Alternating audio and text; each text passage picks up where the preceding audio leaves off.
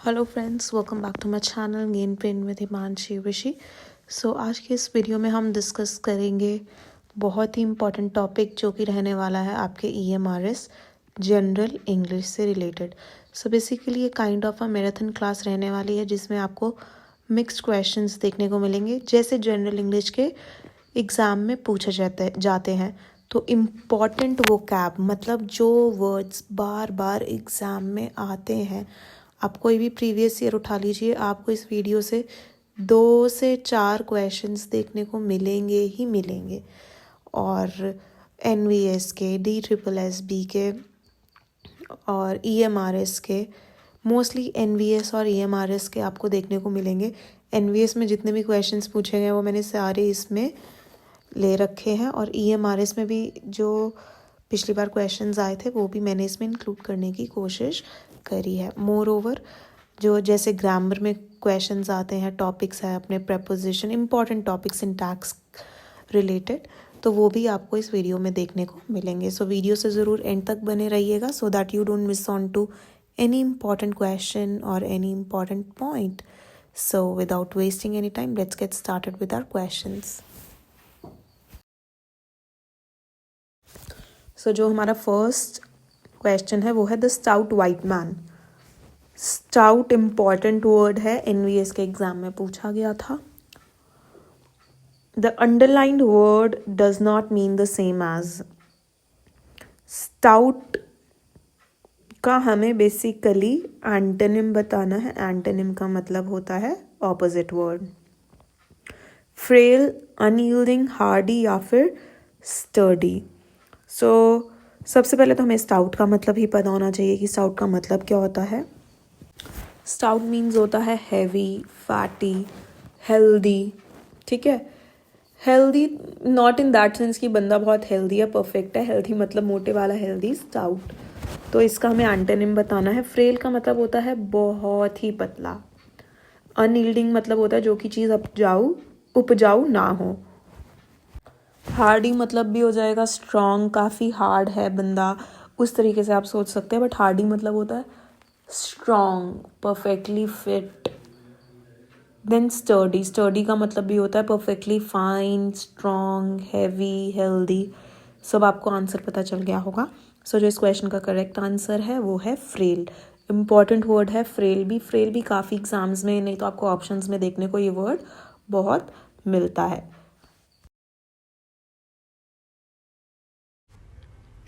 Next ये preposition से question है। अगर आपने मेरी पहले की इंग्लिश की सीरीज़ की वीडियोस देखी हैं तो मैंने बहुत उस पर फोकस करके बताया कि जो फाइंड द एरर क्वेश्चंस आते हैं वो मोस्टली प्रपोजिशन से आते हैं। आप देखिए ये भी एक प्रपोजिशंस का ही क्वेश्चन है। इसमें बेसिकली हमें 4 पार्ट्स दे रखे हैं, एक सेंटेंस है और हमें बताना है किसी एक सेंटेंस में ना गलती है, कौन से पार्ट में गलती है।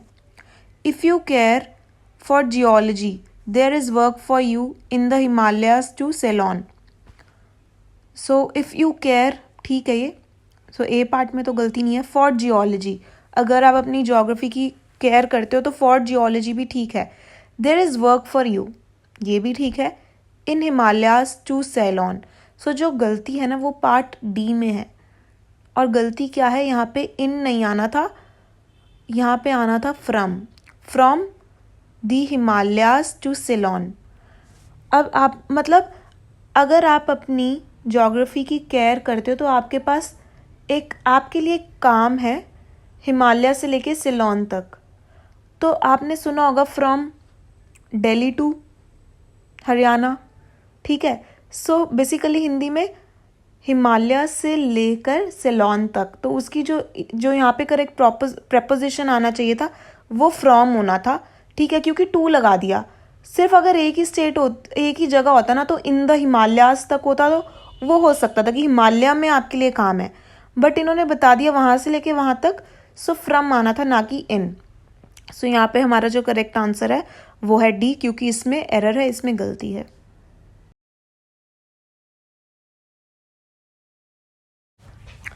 नेक्स्ट थर्ड क्वेश्चन का जो हमें मतलब बताना है सिनोनिम का वो है वेंट। ये वेंट है VENT। The options are opening, stows, and या फिर पास्ट टेंस ऑफ द गो।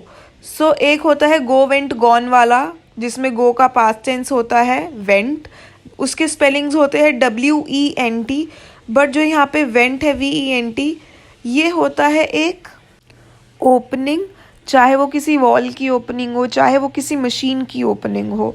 सो जो वेंट का मतलब होता है वो होता है opening. So here the correct answer will be the A option, opening. और जो ऑप्शन बी है स्टॉर्च का मतलब होता है काफ़ी हैवी फूड, जो कि कार्बोहाइड्रेट से फुल हो, लाइक पोटैटोज़ वगैरह। सो स्टॉर्च का मतलब होता है काफ़ी हैवी खाना, बट जो वेंट का यहाँ पे आंसर है वो ऑप्शन ए है, ओपनिंग। Next question. सो बेसिकली ये फ्रेजल वर्ब का क्वेश्चन है, और फ्रेजल वर्ब भी एक वोकैब का ही पार्ट है। सो पेपर में वोकैब से आपको 3 से 4 क्वेश्चंस देखने को मिल सकते हैं। 3 तो डेफिनेटली मिलेंगे ही, क्या पता 4 भी मिल जाए देखने को 10 में से। सो वोकैब अपनी स्ट्रॉन्ग करिए। Complete the sentence given below with the help of options that follow. So हमें एक सेंटेंस दिया है, इसको हमें कंप्लीट करना है। ये हमें 4 ऑप्शंस दिए हैं फ्रेजल वर्ब के, ठीक है। और फ्रेजल वर्ब ना बहुत कंफ्यूजिंग होते हैं, तो आपको पता होना चाहिए। A working party has been set up to dash the problem, look back the problem, look into the problem, look in the problem, या फिर look around the problem. So जो यहाँ पे करेक्ट फ्रेजल वर्ब होगा वो होगा look into the problem, ठीक है, प्रॉब्लम के अंदर देखने के लिए। अब लुक इन भी लग रहा होगा कईयों को, बट नहीं, ये फ्रेजल वर्ब है। हमेशा कभी भी हम ऐसी प्रॉब्लम की तरफ अगर गौर करते हैं तो हमेशा हम यही लिखते हैं look into the problem. So जो करेक्ट आंसर होगा यहाँ पे सेकेंड ऑप्शन होएगा। नेक्स्ट क्वेश्चन डिस्कस करने से पहले जल्दी से वीडियो को लाइक कर दीजिए अगर पसंद आ रही है तो। एंड में ज़रूर कमेंट सेक्शन में बताइएगा वीडियो कैसी लगी, क्वेश्चंस कैसे लगे, वर्ड्स जो हम पढ़ेंगे आगे, सिनोनिम्स, एंटोनिम्स, तो बेसिकली अपना फीडबैक दीजिएगा एंड में। Next question, he could not write even a simple report. So basically ये सेंटेंस, अब इसमें करना क्या है हमें देखते हैं। In which of the following options has the voice in the above sentence been correctly change. हमें ये एक एक्टिव वॉइस में सेंटेंस दिया है जो कि है he could not write even a simple report. Active passive मैंने आपको कराया है, ठीक है, इससे पहले की वीडियोस में। सो आपको बताना है कि इसको पैसिव में किस तरीके से, सही तरीके से बदला हुआ है। 4 ऑप्शंस है। सो अब आपके ना दिमाग में आ जाना चाहिए कि हम ये सेंटेंस किससे स्टार्ट करेंगे। जिन्होंने मेरी पहले की वीडियोस देखी है एक्टिव पैसिव की, आप इसे कर पा रहे होंगे। हमेशा अब हमारा ऑब्जेक्ट क्या बन जाता है, सब्जेक्ट, है ना। तो हमारा यहाँ पे मैंने आपको बताया था ऑब्जेक्ट क्या होता है, वर्ब के पूरे बाद वाली लाइन हमारी ऑब्जेक्ट होती है। तो वर्ब क्या है, राइट, तो इसके बाद वाली लाइन क्या है, इवन अ सिंपल रिपोर्ट। तो अब आप देख लो इवन अ सिंपल रिपोर्ट किससे स्टार्ट हो, किस ऑप्शन में है, 1 और 4 में। तो अब आप लगा लो या तो 1 होगा हमारा ऑप्शन या तो 4th। So even a simple report had not been, had क्यों आएगा, मैंने आपको रूल समझाया था। हैड सिर्फ तभी आता है अगर आपके सेंटेंस में एक्टिव में भी हैड मेंशन हो। तो यहाँ पे हैड तो मेंशन है ही नहीं, बचा क्या 4th ऑप्शन। पढ़ लेते हैं पूरा। Even a simple report could not be written by him. So basically 4th एकदम करेक्ट है। आई होप आप इसे कर पा रहे होंगे अगर आपने मेरी पहले की वीडियो देखी है। इसमें मैंने आपको पूरे अच्छे से रूल समझाया था, कैसे हमारा ऑब्जेक्ट सब्जेक्ट बन जाता है, रूल्स बताए थे कि जो वर्ब्स हैं वो किस तरीके से चेंज हो जाते हैं। सो 4th यहाँ पे हमारा करेक्ट उत्तर है, करेक्ट आंसर है। Next question, he could not pull out with any other person. In which of the following sentences has above the sentence been correctly improved. So basically ये भी वोकैब और phrasal verb से question लिया है, ठीक है। इसमें हमें बताना है, ये ऊपर एक गलत सेंटेंस है, he could not pull out with any other person. इसको किस तरीके से, सही तरीके से लिखा जा सकता है, बेस्ट वे में क्या कैसे लिखा जा सकता है। 4 ऑप्शंस है, वो हमें बताना है। He could not pull into with any other person, no. He could not pull on with any other person, ये भी नहीं होगा। He could not pull for with any other person, last भी देख लेते हैं, he could not pull up with any other person. So basically जो इस क्वेश्चन का करेक्ट आंसर है वो है काफ़ी कंफ्यूजिंग ऑप्शंस है, आपको चारों ही अजीब से लग रहे होंगे तो किसी से भी मेल नहीं खा रहा, आई नो, बट जो इसका करेक्ट आंसर है वो है option 3, he could not pull for with any other person. अब हम समझेंगे हर एक फ्रेजल वर्ब का क्या मतलब है। सो जैसे कि मैंने आपको बताया, he could not pull for any other person एकदम करेक्ट आंसर है। क्यों? क्योंकि पुल फॉर का मतलब होता है किसी को अपनी तरफ इन्फ्लुएंस करना, किसी को अपनी तरफ खींचना, हिंदी में बोले, इंग्लिश में बोलेंगे किसी को अपनी तरफ इन्फ्लुएंस करना। ठीक है, अब जो ऊपर वाले ऑप्शंस थे ना वो बिल्कुल भी मेल ही नहीं खा रहे थे। अब आप देखो, पुल इनटू का मतलब होता है, पुल इनटू मतलब किसी पर्टिकुलर जगह में, किसी पर्टिकुलर स्थान पे प्रवेश करना। ठीक है, तो यहाँ पे तो ऐसा कुछ हो ही नहीं रहा, आने जाने की बात ही नहीं हो रही। पुल ऑन मतलब गहरी लंबी सांस अंदर लेना। ठीक है, ये फ्रेजल वर्ब्स यही बड़े कंफ्यूजिंग होते हैं।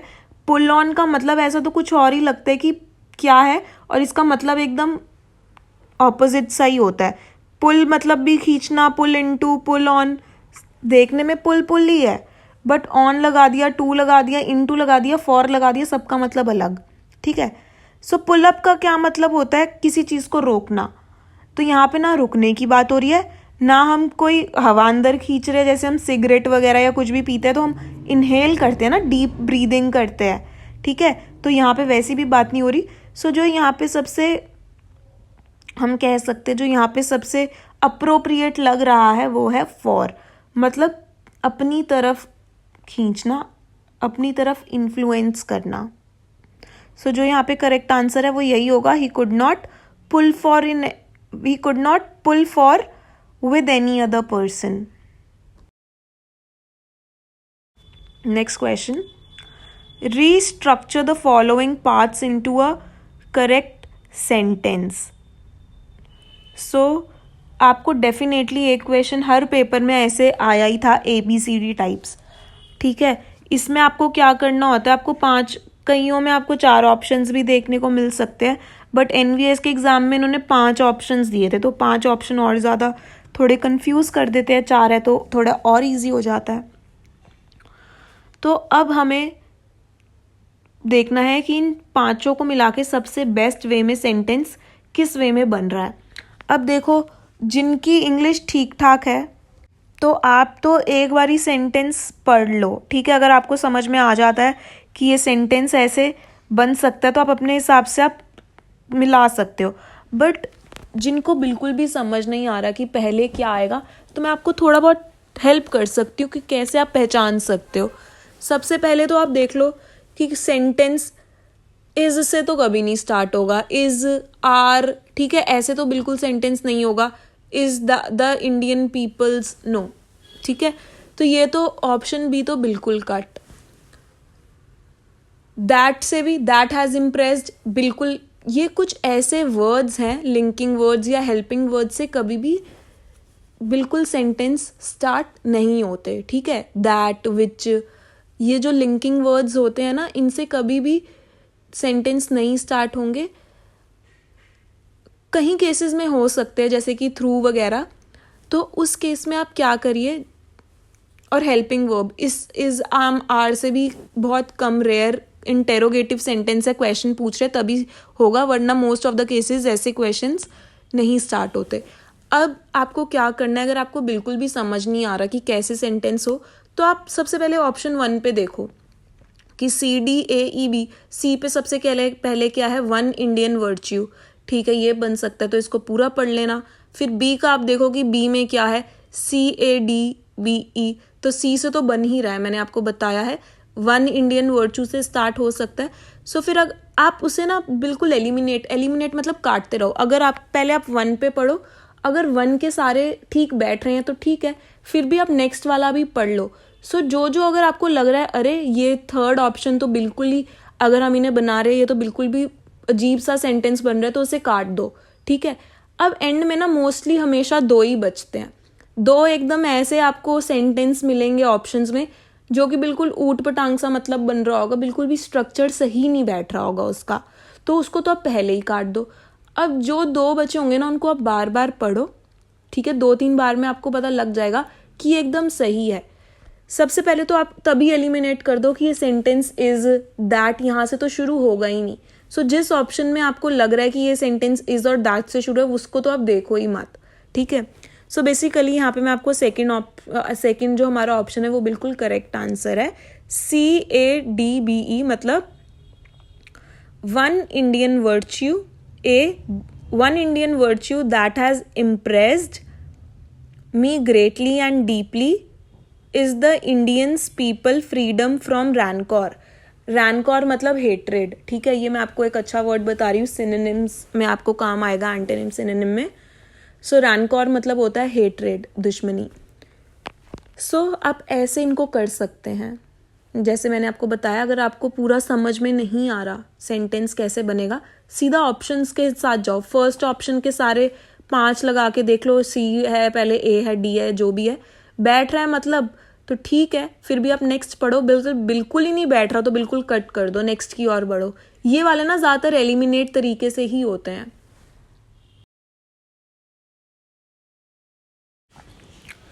Next question, choose the correct synonym of the word august. So 1 अगस्त तो हम सभी को पता है कि मंथ है, साल का जो 7th मंथ होता है दैट इज अगस्त, बट यहाँ पे अगस्त का मीनिंग कुछ और है। सो ऑप्शंस देख लेते हैं, कॉमन, रिडिकुलस, डिग्निफाइड या फिर पेटी। सो अगस्त का जो मतलब होता है वो होता है काफ़ी रेप्यूटेड बंदा, काफ़ी रिस्पेक्टेड बंदा। सो जो यहाँ पे मोस्ट अप्रोप्रिएट आंसर है अगस्त से वो है option C, that is dignified. So dignified, reputed, respected, August, ये सभी ही एक दूसरे के सिनोनिम्स हैं। और जो ऑप्शन D है पेटी, पेटी का मतलब होता है बहुत छोटा। Next question, choose the correct synonym of the word embezzle. So embezzle का क्या मतलब है हमें बताना है। 4 ऑप्शंस दिए हैं, मिस अप्रोप्रिएट, बैलेंस, रेम्यूनरेट या फिर क्लियर। सो जो एम्बेजल का मतलब होता है, एम्बेजल मतलब होता है जब हमारे पास, अगर हम किसी ऑर्गेनाइजेशन में काम कर रहे हैं किसी के लिए और हमें पैसा संभालने को दिया हुआ है, बट हमने वो पैसा अपने लिए, अपने काम के लिए यूज़ कर लिया या फिर थोड़ा सा पैसा उसमें से चुरा लिया, तो इसको बोलते हैं एम्बेजल। सो जो यहाँ पे मोस्ट अप्रोप्रिएट आंसर है वो रहेगा option A, that is miss appropriate. Miss appropriate का मतलब यही होता है कुछ गलत करना। बैलेंस तो नहीं होगा। रेम्यूनरेट होता है जब आप किसी को किसी के काम के लिए पैसे देते हैं, सो ये भी नहीं होगा। एम्बेजल का मतलब क्लियर भी नहीं होगा। सो मिस अप्रोप्रिएट होता है जो काम सही नहीं है। सो एम्बेजल का मतलब भी जब आप चोरी कर रहे हो तो वो काम सही नहीं है। सो जो यहाँ पे करेक्ट आंसर होगा वो होगा option A। Next question, choose the word nearest in the meaning of the given below. Cursory. So cursory, अब हमें यहाँ पे क्या बताना है, again nearest in the meaning to the word. आप देख रहे हो कैसे क्वेश्चन को घुमा के फिरा के पूछ रखा है। पहले था सिमिलर टू द वर्ड, अब है नियरेस्ट मीनिंग। आपको सिनोनिम वर्ड भी दिखने को मिल सकता है। सो पहले का मतलब भी सिनोनिम था, नियरेस्ट मीनिंग का भी सिनोनिम ही मतलब है। सो हमें कर्सरी का मिलता जुलता वर्ड सिनोनिम बताना है, पर्यायवाची। थॉरो, रेयर, डीप या फिर सुपरफिशियल। सो जो कर्सरी का मतलब होता है, कर्सरी का मतलब ऊपर ऊपर से, मतलब आप डिटेल में नहीं पढ़ रहे हो उसकी, बस आप ऊपर ऊपर से ओवरव्यू ले रहे हो, ठीक है। अब थॉरो का क्या मतलब होता है, थॉरो का मतलब आपने सुना ही होगा, थॉरो स्टडी। थॉरो स्टडी मतलब डिटेल स्टडी, आप बहुत केयरफुल वे में पढ़ रहे हो।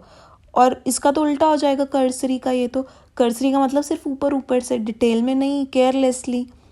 रेयर का मतलब काफ़ी ज़्यादा कम पाने वाला, ठीक है। रेयर मतलब बहुत कम, बहुत कम। डीप, डीप का मतलब क्या होता है, again detail, deep study, deep मतलब काफ़ी अंदर। सुपरफिशियल, सुपरफिशियल का मतलब भी क्या होता है, ऊपर ऊपर से। सो जो कर्सरी से मिलता जुलता वर्ड है वो है सुपरफिशियल। और सुपरफिशियल बहुत इंपॉर्टेंट वर्ड है, एग्जाम में ये वर्ड देखा जाता है, तो आप इसे स्टार लगा सकते हैं। इसके आगे इंपॉर्टेंट वर्ड है सुपरफिशियल। या तो आपको ऑप्शंस में देखने को मिलता है, सीधा सीधा वर्ड्स में ही आ जाता है ये। Next, choose the word opposite in meaning of the given word below. तो आप देखिए कि कितने सारे इन्होंने वोकैब से क्वेश्चंस पूछ रखे हैं, सिनोनिम्स एंटोनिम्स से, आप देख सकते हैं।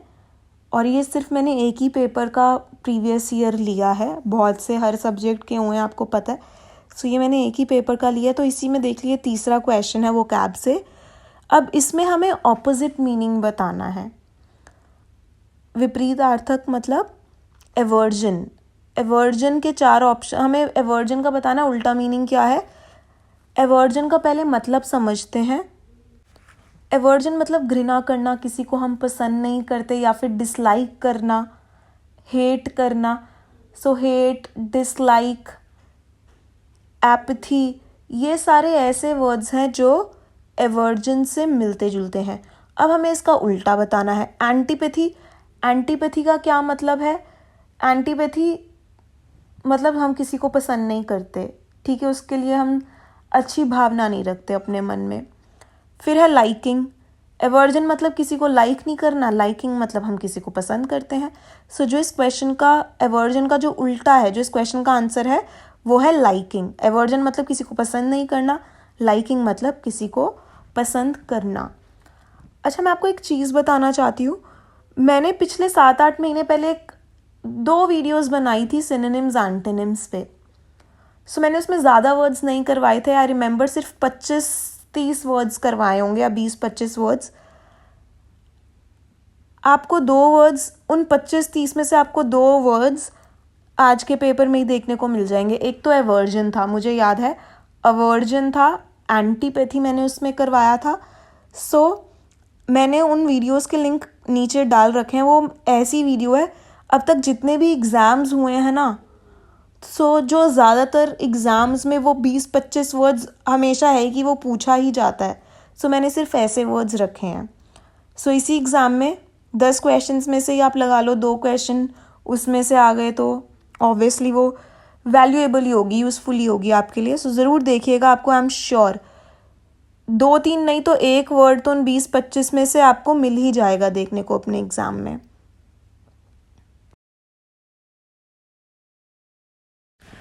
नेक्स्ट वर्ड भी बहुत इम्पॉर्टेंट है, जो कि है acumen.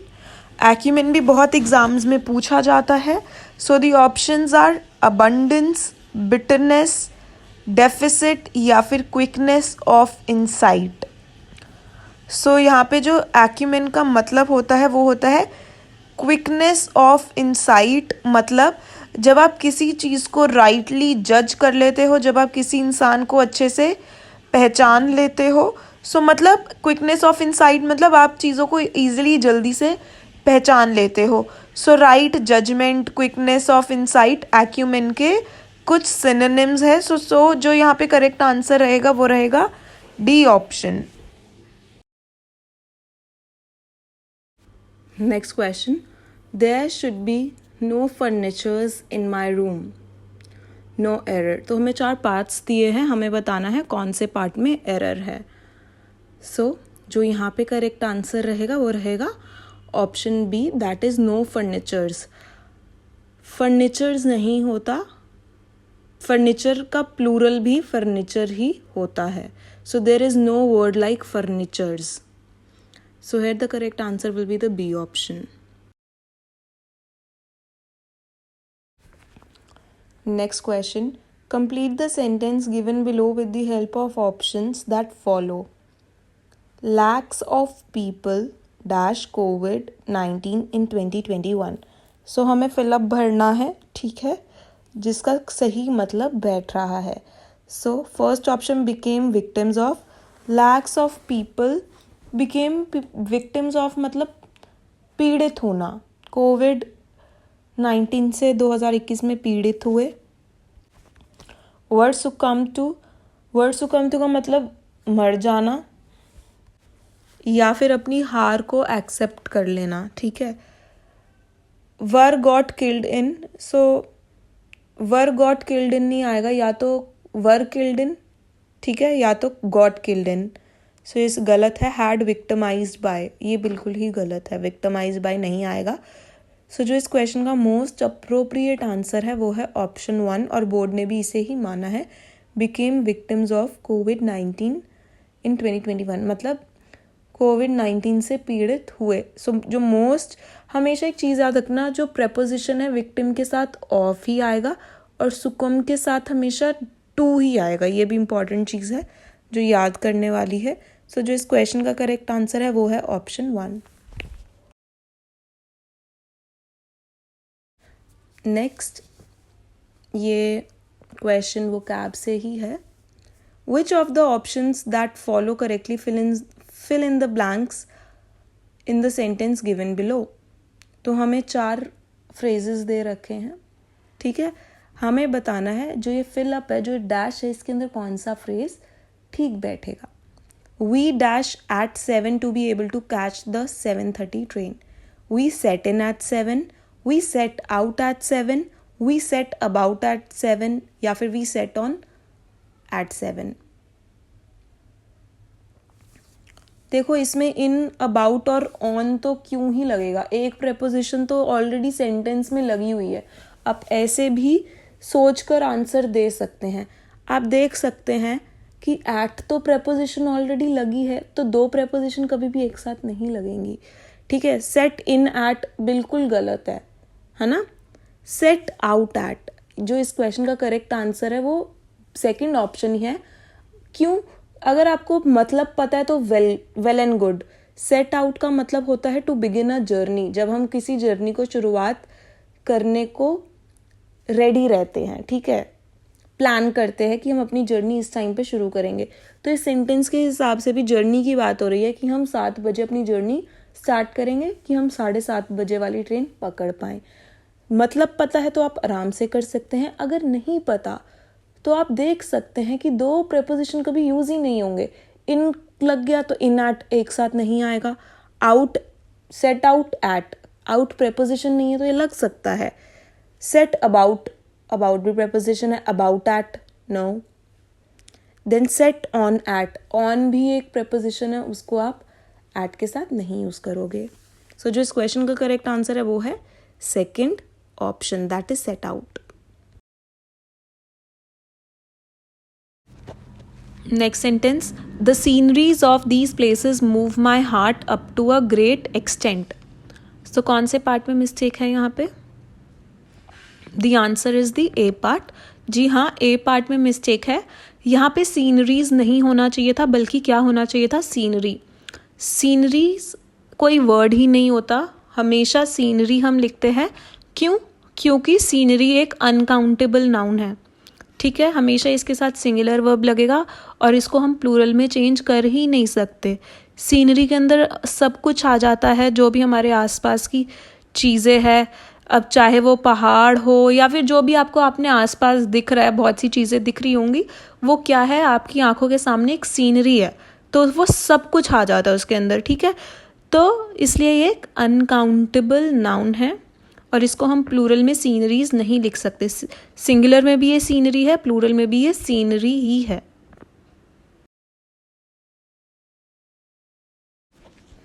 Next question, many opulent people play chess in their free time. So यहाँ पे कौन से पार्ट में मिस्टेक है? The answer is the D part. जी हाँ, यहाँ पे कोई भी मिस्टेक नहीं है इस सेंटेंस में।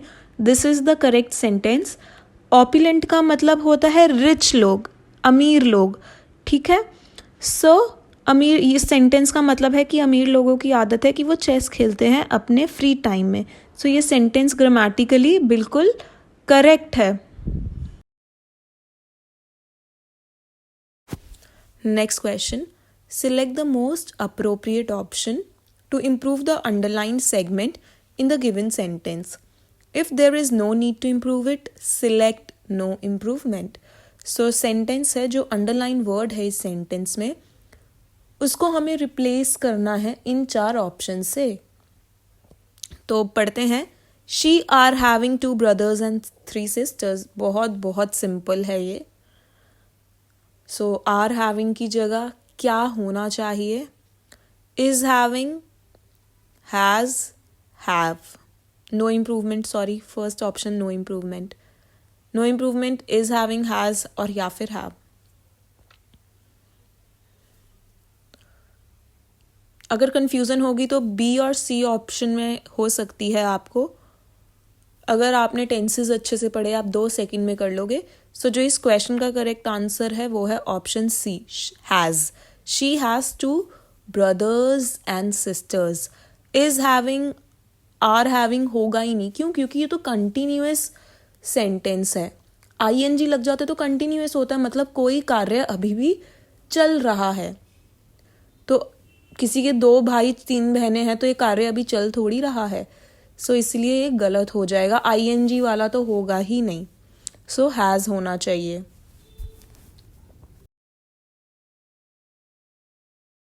Next question, she is going to look after the cat dash I am away on holiday.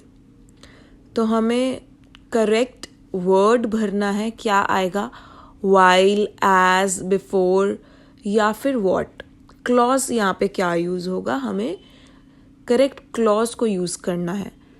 So she is going to look after the cat while I am away on holiday.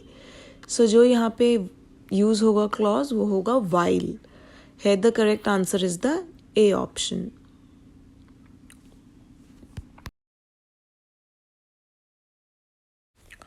Next question, choose the correct synonym of the word reticent.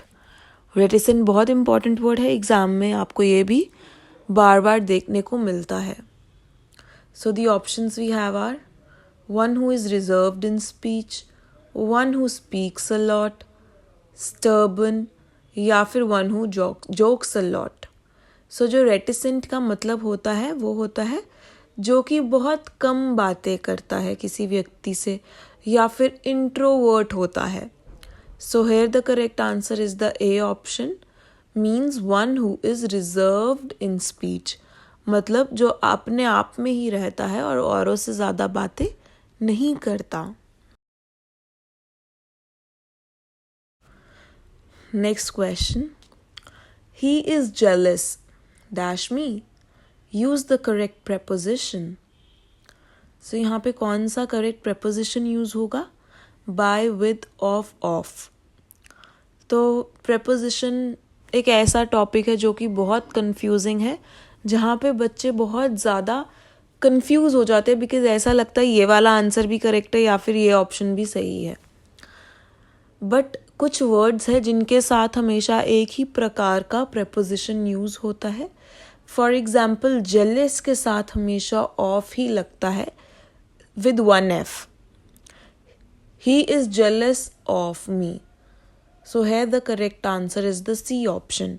अगर आप चाहते हैं कि मैं preposition के ऊपर videos लाऊं कि कौन से इंपॉर्टेंट prepositions है एग्जाम में, ज़्यादातर कौन से preposition रिपीट होते हैं, तो आप मुझे ज़रूर कमेंट सेक्शन में बताइएगा। Next question. Amelia spent all the day into her room today. No error. So, किस पार्ट में एरर है? Amelia spent ठीक है, all the day into. So, into नहीं होना चाहिए, यहाँ पे जो preposition होनी चाहिए वो होनी चाहिए in. In her bedroom today, in her room today. So, जो यहाँ पे करेक्ट आंसर रहेगा वो रहेगा ऑप्शन बी, into की जगह in आना चाहिए। So the correct answer is the B option. Next question. She was annoyed dash her brother by, with, at, for. So she was annoyed with her brother. So here the correct answer will be the B option, with, ना कि at। बहुत बच्चों को लग रहा होगा at her brother भी हो सकता है, but here the correct answer is the B option. Next question. Choose the correct synonym of the word amiable. हमें amiable का synonym बताना है। 4 ऑप्शंस दिए हैं, hostile, prudent, friendly या फिर detest। जल्दी से आप अपना आंसर सिलेक्ट कर लीजिए। सो जो एमिएबल का करेक्ट आंसर है सिनोनिम वो है फ्रेंडली। एमिएबल का मतलब होता है काफ़ी लविंग, फ्रेंडली नेचर वाला। सो इसीलिए यहाँ पे सी ऑप्शन बिल्कुल करेक्ट आंसर रहेगा।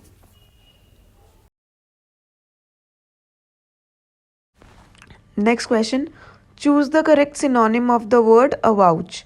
हमें अवाउच का करेक्ट सिनोनिम बताना है। The options are affirm, vow, guarantee या फिर इमेच्योर। सो बेसिकली जो अवाउच का मतलब होता है वो होता है जब आप बिना डरे अपना व्यू पॉइंट सामने रखते हो, जो आपको सही बात लगती है, अपना आप ओपिनियन बिना डरे बहुत ही स्ट्रॉन्ग वे में अपना जब आप ओपिनियन रखते हो उसे हम कहते हैं अवाउच। और जो इससे मिलता जुलता आंसर है, सिनोनिम है, वो है affirm. That is option number A. So affirm और अवाउच दोनों का ही मतलब है जब आप बेडर होके अपना ओपिनियन रखते हो, इसको हम कहते हैं अफर्म करना। और नेक्स्ट जो ऑप्शन है वो का मतलब है जब आप कसम खाते हो, कुछ प्रॉमिस करते हो कि ये चीज़ मैं करूँगा या फिर ये चीज़ मैं नहीं करूँगा, सो उसे हम कहते हैं वो लेना, मतलब कि कसम लेना या फिर ऐसा प्रॉमिस लेना जो कि आप किसी भी हाल में नहीं तोड़ोगे। देन जो सी और डी ऑप्शन है, गारंटी और इमेच्योर, आई होप आपको इनका मतलब पता होगा। इमेच्योर का मतलब होता है someone who is not very mature. कोई भी ऐसा व्यक्ति जो कि ज़्यादा मेच्योर नहीं है उसे हम इमेच्योर बोलते हैं।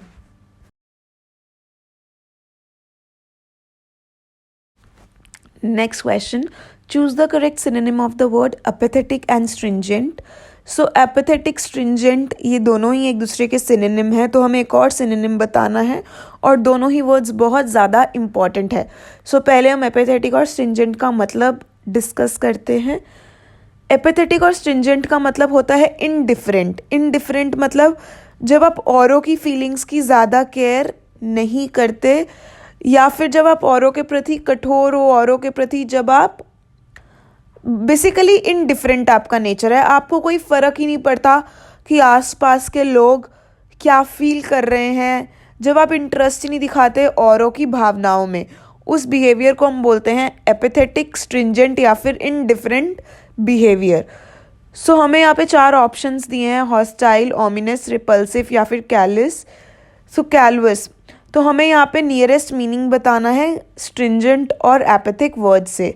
सो जो ए ऑप्शन है हॉस्टाइल, हॉस्टाइल का मतलब होता है हेट्रेड, मतलब नफरत। बी का मतलब है ओमिनस, मतलब बैड लक। सी का मतलब है रिपल्सिव, अगेन रिपल्सिव का मतलब भी यही होता है घृणा करना, हेट्रेड करना। और डी जो कैलवस है, इसका मतलब होता है बीइंग इनडिफरेंट, मतलब औरों की फीलिंग्स की केयर ना करना। सो जो यहाँ पे हमारा करेक्ट ऑप्शन रहने वाला है वो रहने वाला है option number D.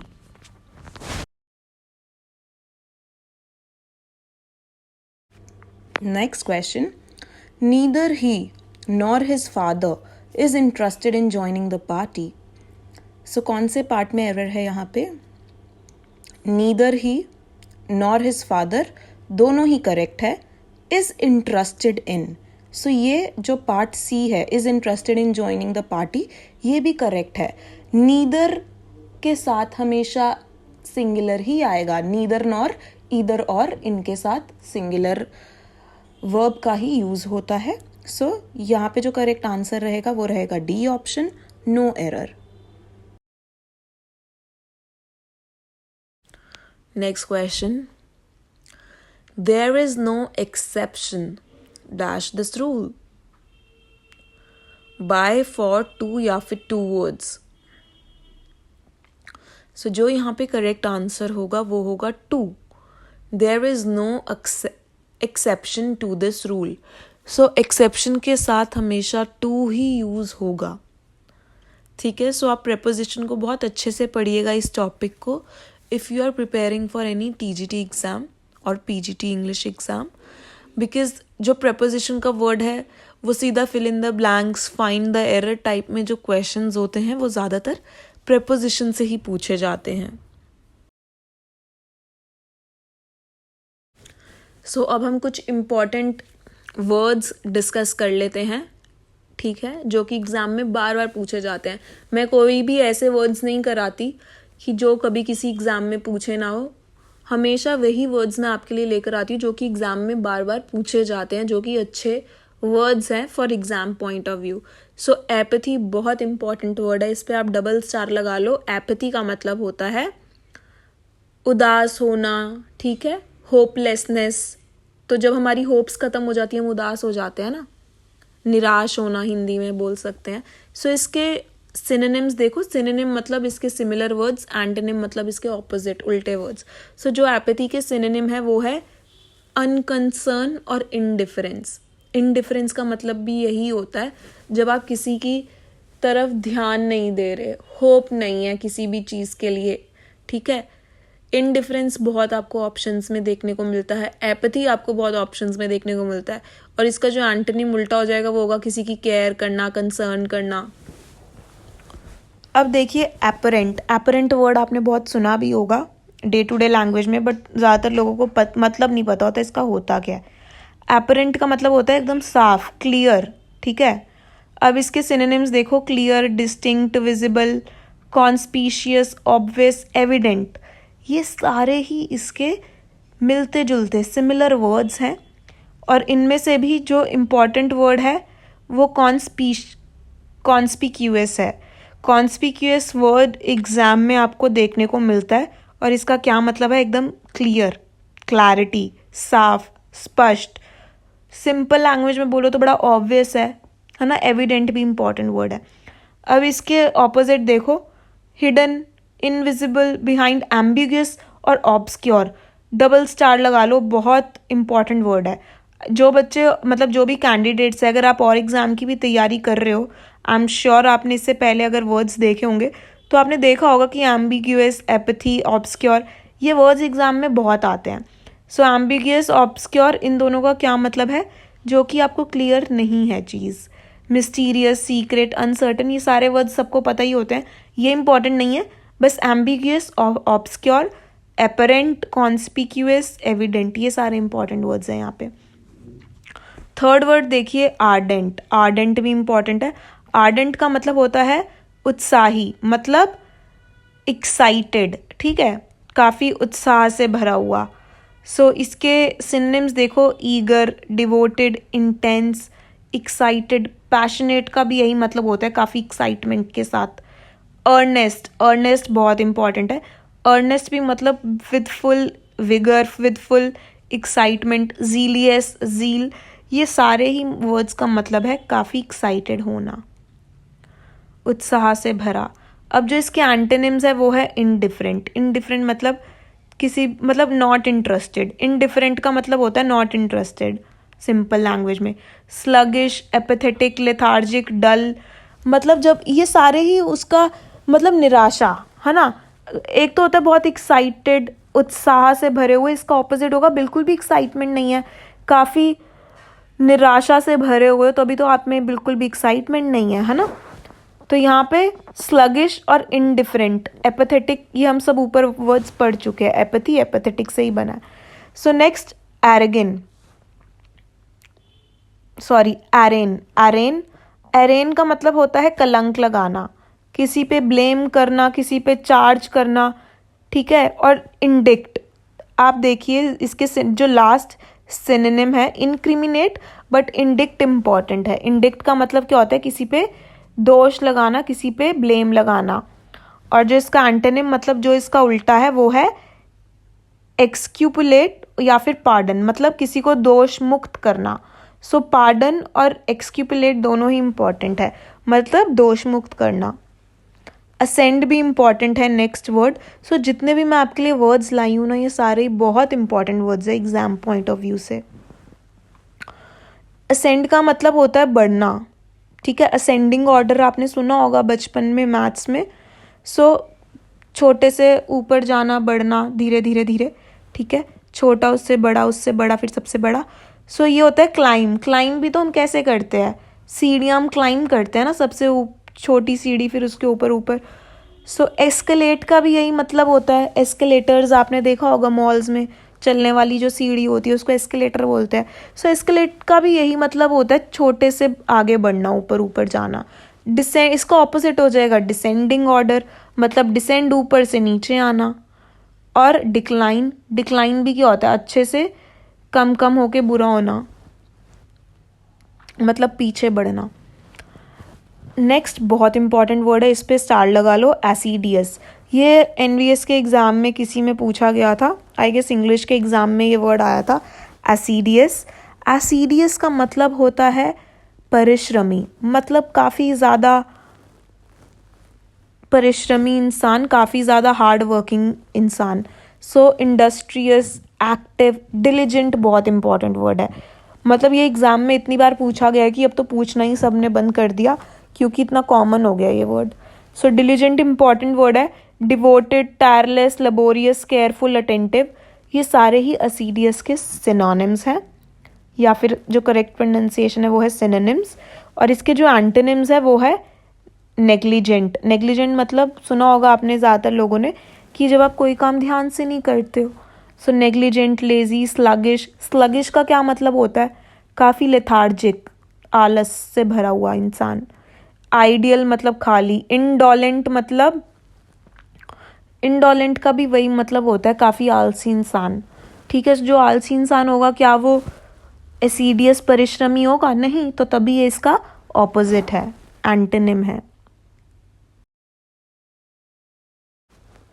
So next word देखिए, ये भी बहुत इंपॉर्टेंट है, ऑडिशियस। ऑडिशियस का मतलब होता है साहसी, काफ़ी ब्रेव इंसान, बोल्ड। सो जो इसके सिनोनिम्स है ये भी आ रखे है किसी एग्जाम में, इंट्रेपिड। इंट्रेपिड इंपॉर्टेंट है, इसका मतलब काफ़ी brave, courageous, adventurous, daring. Truth and dare खेला होगा, डेयर मतलब अगर आप में साहस है तो आप वो काम करके दिखाओ, ठीक है। बोल्ड, करेजियस, इंसॉलेंट इंपॉर्टेंट है, और इम्प्यूडेंट। इम्प्यूडेंट भी बहुत इंपॉर्टेंट वर्ड है। सो इधर जो इंपॉर्टेंट है वो है इंटरपिड, इंसोलेंट, इम्प्यूडेंट। और जो इसके ऑपोजिट्स है वो भी हम देखते हैं। कर्टियस, हम्बल, मतलब काफ़ी शांत, ठीक है। बोल्ड नहीं बट पोलाइट। मॉडेस्ट, मॉडेस्ट मतलब वही काफ़ी एकदम शांत बंदा। फियरफुल, डरपोक भी कह सकते हैं, बोल्ड का ऑपोजिट डरपोक भी हो सकता है। और टिमिड, टिमिड का मतलब भी एकदम फियरफुल का मतलब जो इंसान बहुत डरा डरा रहता है ना, गुमसुम तो नहीं बोलूँगी, सहमा सा, तो वो टिमिड बोलते हैं हम उसे, ठीक है। नेक्स्ट है ऑडिसिटी। ऑडिसिटी भी बहुत इंपॉर्टेंट वर्ड है। ऑडिसिटी का मतलब होता है गुस्सा करने वाला इंसान। सो बोल्डनेस, एरोगेंस, करेजियस। करेज तो नहीं होना चाहिए यहाँ पे, बट जो एरोगेंस है ना, ऑडिसिटी मतलब काफ़ी घमंडी इंसान, उसमें फुल ऑफ एरोगेंस। अब जो इसका एंटोनिम हो जाएगा वो होगा डरपोक, जिसमें हिम्मत नहीं है। और माइल्डनेस, माइल्डनेस का मतलब भी काफ़ी शांत। नेक्स्ट आ जाओ ऑस्पिशियस। ऑस्पिशियस ज़्यादातर लोगों ने सुना होगा, ऑस्पिशियस का मतलब होता है शुभ, ठीक है। अब जो इसके मिलते जुलते वर्ड्स है सिनोनिम्स वो होंगे प्रोपिशियस, प्रोपिटियस। ये इंपॉर्टेंट वर्ड है, ये एग्जाम में ऑप्शंस में देखने को मिलता है। Fortunate, benign, hopeful, favourable. So 2-3 words, एक तो ये जो फर्स्ट वर्ड है प्रोपिटियस और बेनिंग, ये इंपॉर्टेंट वर्ड्स है। और जो इसका एंटोनिम है वो इनऑस्पिशियस, बेलफुल इंपॉर्टेंट है। इन मतलब इनका मतलब है अशुभ, ठीक है। बेल, इनऑस्पिशियस, इल फेटेड, ऑमनियस आपने सुना होगा, अनलकी, ये सारे ही इसके ऑपोजिट्स हैं। नेक्स्ट आ जाओ ऑथेंटिक। ऑथेंटिक भी ज़्यादातर लोगों को मतलब पता होगा। ऑथेंटिक का मतलब होता है एकदम विश्वास करने लायक, एकदम सच्चा। आपने किसी को बोलते हुए सुना होगा ये एकदम ऑथेंटिक चीज़ है। ऑथेंटिक मतलब एकदम डिट्टो, एकदम सच्ची, एकदम डिट्टो, सेम टू सेम, या एकदम एकदम वैसी ही, ठीक है। सो ऑथेंटिक का मतलब होता है एकदम असली या फिर विश्वास करने लायक। सो जो इसके सिनोनिम्स होंगे वो होंगे एक्यूरेट। क्रेडिबल पे डबल ट्रिपल स्टार लगा लो, ये एनवीएस में भी किसी एग्ज़ाम में पूछा गया था, और हरियाणा के भी जब ये एचटेट वगैरह हुआ था ये तब भी किसी एग्ज़ाम में आया था, एचटेट जो भी 2022 में हुआ था लास्ट दिसंबर में। So credible, genuine, reliable, veritable, real, pure, actual, true. So यहाँ पे सिर्फ क्रेडिबल इम्पॉर्टेंट है, ठीक है। ऑथेंटिक का मतलब क्रेडिबल, मतलब एकदम ट्रस्ट वर्दी, सच्चा। और जो इसका एंटोनिम होगा वो होगा फॉल्स, बोगस। बोगस इंपॉर्टेंट है, काफ़ी ऑप्शंस में एग्जाम्स में आता है। बोगस का मतलब झूठा, जो विश्वास करने लायक नहीं है। Fictitious, fictitious, artificial, fake. Fake artificial आपको पता ही है। सो यहाँ पे फिक्टिशियस इंपॉर्टेंट है। फिक्टिशियस मतलब जो कि विश्वास करने लायक नहीं है। काउंटरफीट, अनरियल, तो ये सारे ही इसके एंटोनिम्स हैं। नेक्स्ट आ जाओ ऑक्सिलरी पे। ऑक्सिलरी मतलब सहायक, मतलब कोई हेल्प करने वाला। ऑक्सिलरी वर्ब्स इंग्लिश में अगर पढ़े हैं तो वो क्या होते हैं? हेल्पिंग वर्ब्स को ही तो हम ऑक्सिलरी वर्ब्स बोलते हैं। इज, आर, जो मेन वर्ब के साथ लगते हैं उनकी हेल्प करते हैं। सो ऐसे आप याद रख लो, ऑक्सिलरी मतलब हेल्प करने वाला। So helping, subordinate, secondary, spare, supporting, additional, ये सारे ही इसके सिनोनिम्स है। और जो इसके एंटोनिम्स है वो है फंडामेंटल। फंड मतलब सहायक का जो ऑपोजिट होगा वो क्या होएगा? मेन। सो जो इसके एंटोनिम्स हो जाएंगे वो होगा फंडामेंटल, प्रिंसिपल मतलब main, major, essential, primary, chief, main, ये सारे ही इसके एंटोनिम्स हैं। ऑकवर्ड बहुत लोग यूज़ भी करते हैं वर्ड। ऑकवर्ड का मतलब होता है अजीब। सो जो इसके मिलते जुलते सिनोनिम्स है, मिलते जुलते वर्ड्स हैं, वो है रूड, ब्लंडरिंग, ठीक है। और जो इसके एंटोनिम्स है वो है क्लेवर या फिर एड्रॉइट। एड्रॉइट का मतलब होता है चालाकी। सो एड्रॉइट इंपॉर्टेंट वर्ड है। एड्रॉइट का क्या मतलब है? क्लेवर, चालाकपना। ऑकवर्ड का मतलब अजीब। तो जो रूड लोग होते हैं हम कहते हैं ना बड़ा अजीब है या बड़ी अजीब है ये। सो इसलिए इन्होंने इसका सिनोनिम रखा हुआ है। नेक्स्ट भी इंपॉर्टेंट वर्ड है एक्सियम। एक्सियम का मतलब होता है एकदम सर्वसत्य। कोई भी जो रूल, या बेसिकली सिंपल लैंग्वेज में बताऊं, एक्सियम का मतलब होता है कोई रूल जो कि एकदम चेंज नहीं हो सकता और जो कि एकदम ठीक है।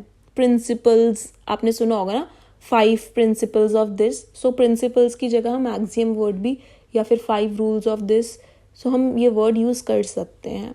सो जो इसके सिनोनिम्स है वो है अडेज, मैक्सिम या फिर ट्रुथ। सो जो यहाँ पे इम्पॉर्टेंट वर्ड है वो है अडेज, ठीक है। मैक्सिम भी इम्पॉर्टेंट है, बट अडेज वर्ड एग्जाम में ऑप्शंस में बहुत देखने को मिलता है। सो इसका क्या मतलब है? इसका मतलब होता है सर्व सत्य कोई चीज़। और जो एंटोनिम है इसका वो है एब्सर्डिटी और या फिर ब्लंडर। एब्सर्ड मतलब होता है ऑकवर्ड। एब्सर्ड मतलब जो कि चीज़ क्लियर नहीं है।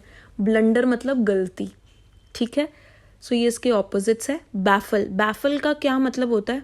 चकरा देने वाला। जब आप एकदम ही शॉक आपको मिल जाए ना, तो या फिर मतलब जब आप एकदम हैरान हो जाते हो और कोई चीज़ देख के आपको लगता है कि एकदम अनरियल सी चीज़ है, सो वो होता है कि बैफल्ड, मतलब एकदम बहुत ही अलग वे में सरप्राइज्ड, कि आपको विश्वास ही नहीं हो रहा, ठीक है। अब इसके जो सिनोनिम्स है वो है एस्टाउंड, फेज, फ्रस्ट्रेट या फिर परप्लेक्स। सो जो यहाँ पे इम्पॉर्टेंट है वो है एस्टाउंड। परप्लेक्स भी आपको पता होना चाहिए, इसका यही मतलब होता है चकरा देने वाला। बैफल एक इम्पॉर्टेंट वर्ड है खुद में ही।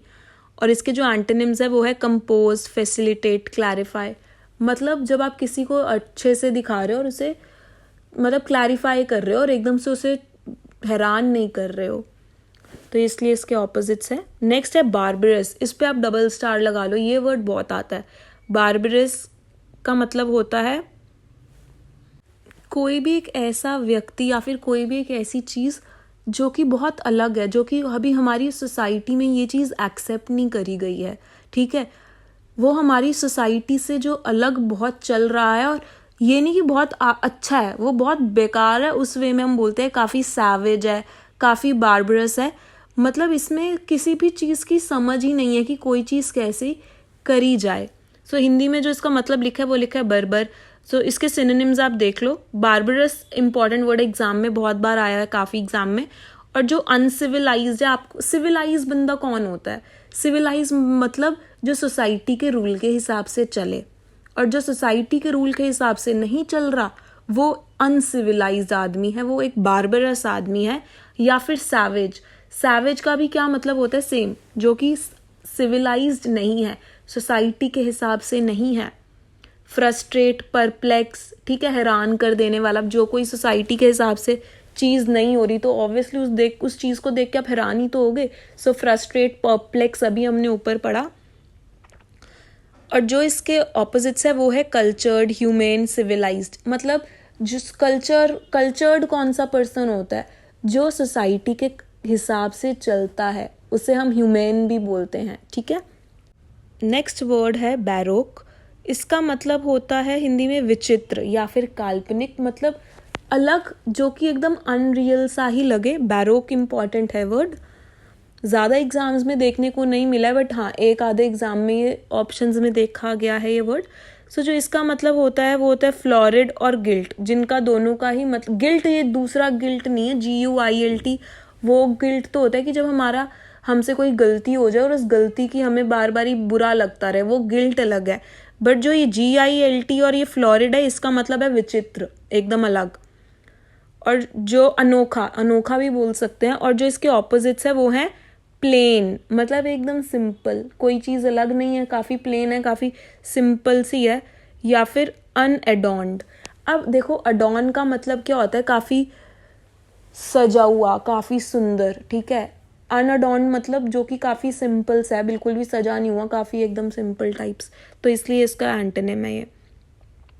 बैरन का मतलब है बांझ, मतलब कोई भी ऐसी जगह जहाँ पे मतलब कुछ भी उगा नहीं सकते, उपजाऊ चीज़ नहीं है जो, ठीक है, उसे हम बोलते हैं बैरन। अब जो इसके सिनोनिम्स है वो है डेसोलेट। बैरन एग्जाम में आता है, डेसोलेट भी एग्जाम में आता है, स्टेराइल का मतलब एग्जाम में आता है, ठीक है। जो डिजर्ट है, रेगिस्तान, वहाँ पे उपजाऊ जमीन नहीं होती ना, तो इसलिए इसका सिनोनिम है चाइल्डलेस, बेयर मतलब खाली, ठीक है, अनप्रोडक्टिव, डल। सो ये सारे ये वर्ड्स का, जितने भी हमने वर्ड्स पढ़े, इनका यही मतलब है, यहाँ पे कुछ उग नहीं सकता, कुछ भी प्रोडक्शन नहीं हो सकती। इसके जो एंटोनिम्स है वो है डैम्प, फर्टाइल, यील्डिंग, फेकंड, प्रोडक्टिव, फ्रूटफुल। इन सब, डैम्प इंपॉर्टेंट वर्ड है, इन सभी का ही मतलब है जहाँ पे प्रोडक्शन हो सकती है, उपजाऊ जो चीज़ है। नेक्स्ट है बैरियर। बैरियर मतलब रुकावट।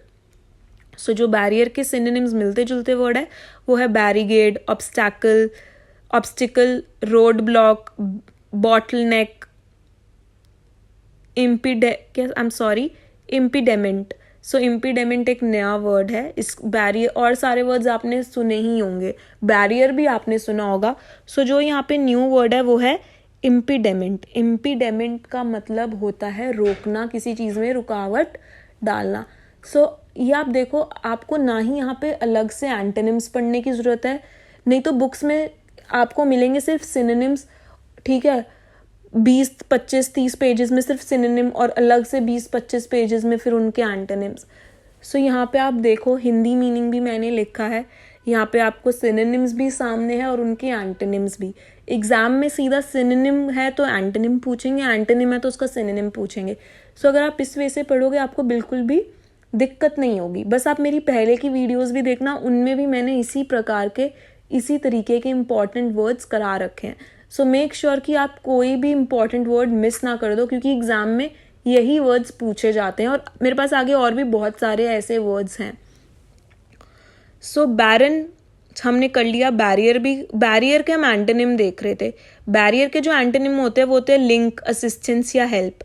सो जब हम किसी को रोक नहीं रहे तो उसको लिंक कर रहे हैं, ठीक है, उसको बढ़ावा दे रहे हैं। असिस्ट का मतलब भी तो हेल्प करना ही होता है। नेक्स्ट आ जाओ बेस। जो बेस का मतलब है वो है खोटा, या फिर खोटा सिक्का आपने सुना होगा, या फिर तुच्छ मतलब एकदम बेकार, ठीक है। सो एक तो बेस होता है कि मतलब साइंस में आपने सॉलिड बेस वो वाला सुना होगा, नहीं तो जो सॉलिड चीज़ होती है ना, जो सबसे नीचे का पार्ट होता है, उसे भी हम बेस बोलते हैं। बट जो वैसे बेस का मतलब है वो होता है वल्गर, मतलब बहुत बेकार, तुच्छ, ठीक है। सो जो इसके सिनोनिम्स है वो है वल्गर या फिर कोर्स। यहाँ पे कोर्स के जो स्पेलिंग है COARSE, कोर्स का क्या मतलब है? काफ़ी रूड, काफ़ी बेकार, ठीक है। सो कोर्स एग्जाम में स्टार लगा लो, ये वर्ड इंपॉर्टेंट है। कोर्स का मतलब है रूड, बेकार, वल्गर, खराब, ठीक है। जो इसके एंटोनिम्स है वो है नोबल या फिर समिट। तो इन दोनों का ही क्या मतलब है, नोबल का मतलब आपको पता ही होगा, काफ़ी अच्छा। सो बैटी, बैटी का मतलब पागल, स्टूपिड आपने सुना होगा। सो बैटी वर्ड आपने पहली बार सुन रहे होंगे, बट बैटी का जो, अगर हम बोले किसी को पागल हम हिंदी में बोल रहे हैं तो हम उसको बैटी इंग्लिश में बोल सकते हैं, या फिर हम बैटी की जगह जो इंग्लिश वर्ड है वो स्टूपिड बोल सकते हैं। इनसेन, सिली। इनसेन का क्या मतलब होता है, पागल, और जो इसका ऑपोजिट है वो सेन, सेन मतलब समझदार। नेक्स्ट वर्ड है बाउदी। अच्छा, आप मुझे कमेंट सेक्शन में ज़रूर बताइएगा अगर आपको ये वर्ड्स अच्छे लगे हैं, तो आप मुझे ज़रूर बताना कि अगर आप चाहते हैं कि मैं रोज़ कम से कम न्यू वर्ड्स, इतने सारे नहीं, एटलीस्ट मैं 15-20 वर्ड्स आपको रोज़ करा दूँ, so that I can do every day. If you want me to do it, आप मुझे कमेंट सेक्शन में ज़रूर बताना। सो ऑब्वियसली अगर मैं 15-20 नहीं कराऊंगी, मैं ज़्यादा ही कराऊंगी अगर मैं लेके कराऊंगी, बैठूंगी करवाने। सो बट अगर आपको ये वर्ड्स पसंद आ रहे हैं, अगर लग रहा है कि आपके लिए वैल्यूएबल है, तो मुझे ज़रूर बताइएगा, तभी मैं कराऊंगी। क्योंकि आपके और एग्ज़ाम्स, सिर्फ इसी एग्ज़ाम के लिए नहीं, अगर आप और भी फ्यूचर में एग्ज़ाम्स दोगे या सोच रहे हो, सभी जनरल इंग्लिश के एग्ज़ाम्स में ये वर्ड यही पूछे जाते हैं जो हम कर रहे हैं। सो इस पेज पे भी हम देखते हैं क्या है, बॉडी। ये वो बॉडी नहीं है शरीर वाला, BODY नहीं, बट बॉडी का मतलब है गंदा या फिर अश्लील। इसका भी वही हो गया, इरोटिक, क्योर्स, वल्गर, ठीक है। और जो इसके एंटोनिम्स है वो एकदम इसका ऑपोजिट हो जाएगा, काफ़ी डिसेंट या फिर मॉरल। सो समझना, बाउडी मतलब वल्गर, तुच्छ, अश्लील, कोर्स। और नेक्स्ट है बीफॉग्ड। बीफॉग्ड का मतलब होता है, फॉग आपको पता होगा, फॉग मतलब धुंध, ठीक है। ऐसे आप याद रख लेना, अगर इसमें फॉग आ रहा है तो मतलब अंधकार, कुहासा हिंदी में। सो सिनोनिम है dim, becloud, befuddled. So basically धुंधला काइंड ऑफ इसका मतलब है, ठीक है। जो सिनोनिम्स हमने डिस्कस कर लिए, और जो इसके एंटोनिम्स है वो होगा clear headed, uncloud. Next believe. Befogged इतना ज़्यादा इंपॉर्टेंट वर्ड नहीं है, खैर। बिलीव का मतलब सबको पता ही होगा, बिलीव का मतलब होता है विश्वास करने लायक। अब जो इसके सिनोनिम्स होंगे वो होगा ट्रस्ट, मतलब विश्वास करना, certainty, faith, truth, Reliance. Reliance सबने वर्ड बहुत सुना है, बट जो रिलायंस का मतलब होता है, रिलायंस का मतलब, ये वर्ड नाम ही आया कहाँ से, रिलायंस का मतलब होता है ट्रस्ट, विश्वास। सो रिलायंस इंपॉर्टेंट वर्ड है, एग्जाम में आता है, सबको सुना सुनाया वर्ड है, काफ़ी कम लोगों को इसका मतलब पता होता है। रिलायंस मतलब ट्रस्ट, विश्वास करने लायक। और जो इसके एंटोनिम्स है वो होगा डिसट्रस्ट, मतलब जो कि बिल्कुल भी विश्वास नहीं कर सकते जिसको, डिसबिलीफ, सस्पिशन, डाउट। तो सारे ये इसके एंटोनिम्स है। नेक्स्ट है बीनीथ। बीनीथ मतलब नीचे। अब इसके सिनोनिम्स देखो, बिलो, इन्फीरियर। इन्फीरियर अभी हरियाणा का एग्ज़ाम हुआ था कुछ टाइम पहले ही, इसी मतलब सितंबर में, हाँ इसका एग्ज़ाम हुआ है, उसके अंदर ये वर्ड आया हुआ है, इन्फीरियर, सुपीरियर। सो ईजी है ये वर्ड, बट आ सकता है एग्ज़ाम में। इन्फीरियर का मतलब होता है नीचे, काफ़ी नीचा, बेकार, बैड। सो हम क्या कर रहे थे, हाँ बीनीथ। तो जो इसके सिनोनिम्स है वो है below, inferior, under, down, underneath. और सो जो इसके एंटोनिम्स है वो है up, beyond, overhead, over, above, मतलब ऊपर, सुपीरियर भी हो सकता है यहाँ पे। नेक्स्ट इंपॉर्टेंट वर्ड है बेनेडिक्शन। इस पे स्टार लगा लीजिए, बहुतों ने देखा होगा एग्जाम में। बेनेडिक्शन का मतलब होता है मंगल कामना या फिर किसी को आशीर्वाद देना। सो किसी को ब्लेसिंग देना, हिंदी में मतलब सिंपल लैंग्वेज में बताऊँ तो किसी को आशीर्वाद देना या ब्लेसिंग्स देना। हम गॉड ब्लेस यू बोलते हैं ना, तो वो बेनेडिक्शन ही है। सो सिनोनिम्स हो गए blessing, boon, benison, prayer, grace, favour, gratitude important word है बहुत ज़्यादा, बैप्टिज्म, ऑरिजन। ऑरिजन एक न्यू वर्ड है आपके लिए, एग्जाम में ज़्यादा नहीं आया, बट ठीक है आपको पता होना चाहिए, क्या पता आगे आ जाए। सो ये बेनेडिक्शन, ब्लेसिंग का ही एक सिनोनिम है ऑरिजन। और जो इसके एंटोनिम्स हैं, एंटोनिम मतलब जो इसके उल्टे ऑपोजिट्स हैं, कर्स। कर्स मतलब किसी को बहुत ही, आशीर्वाद का उल्टा क्या होगा, किसी को बद्दुआ देना, कर्स मतलब बद्दुआ। सो एनाथेमा, बेन, अफ्लिक्शन, मेलडिक्शन, तो सारे ये इंपॉर्टेंट वर्ड्स हैं, ठीक है। कर्स और बेन इंपॉर्टेंट है, बेन एग्जाम में देखते हैं हम, ऑप्शंस में आता है। नेक्स्ट है बेनेवलेंस। बेनेवलेंस बहुत बहुत इंपॉर्टेंट है। बेनेवलेंस का मतलब होता है कृपा करना। सो बेनिवोलेंट कौन होता है? काफ़ी दयालु आदमी, वही तो कृपा करते हैं औरों पे जो दयालु है।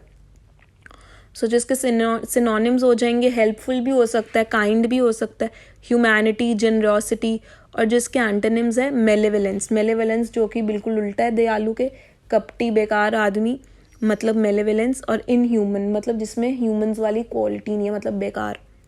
नेक्स्ट है बेनिंग। बेनिंग इम्पॉर्टेंट वर्ड है। बेनिंग का क्या किसी को ये वर्ड मतलब ज़्यादातर लोगों को नहीं पता होगा, न्यू वर्ड है ये। बेनिंग का सिंपल सा मतलब है काफ़ी फ्रेंडली, ठीक है। एमिएबल एक इसका सिनोनिम है, और एमिएबल एग्जाम में बहुत आता है, मैंने पहले की वीडियोस में बताया है, 5 टाइम्स स्टार लगवाए हैं, बहुत इंपॉर्टेंट वर्ड है वो। बेनिंग का मतलब होता है फेवरेबल या फिर फ्रेंडली, और जिसके एंटोनिम्स है मतलब क्रूअल या फिर मेलिगनेंट। मेलिगनेंट मतलब जो कि बिल्कुल रूड है, बिल्कुल भी फ्रेंडली नहीं है, बेकार। नेक्स्ट है बीविचिंग। बीविचिंग मतलब मोहित करने वाला, ठीक है, जिससे आप इजीली मोहित, इन्फ्लुएंस हो जाओ। और इसके जो सिनोनिम्स है वो है एल्योरिंग, मैजिकल, फैसिनेटिंग, और जो इसके एंटोनिम्स है वो है रिपल्सिव या फिर रिपंजेंट। जो आपको चीज़ें मोहित नहीं कर रही होगी वो आपको रिपल्स कर रही है। रिपल्स मतलब आप किसी चीज़ से दूर भागो, है ना, और बीविचिंग मतलब किसी चीज़ से आप मोहित होकर उसके पास जाना चाह रहे हो। आज हमने बहुत सारे न्यू वर्ड्स भी कर लिए, सिनोनिम्स, एंटोनिम्स, और हमने प्रीवियस ईयर्स भी डिस्कस कर लिए। आई होप आपको ये, खैर इतना ही था इस वीडियो में। आई होप आपको ये वीडियो अच्छी लगी हो। कमेंट सेक्शन में ज़रूर बताइएगा कैसी लगी, एंड लाइक करना मत भूलिएगा अगर अच्छी लगी तो। Thank you so much for watching the video. Have a great day.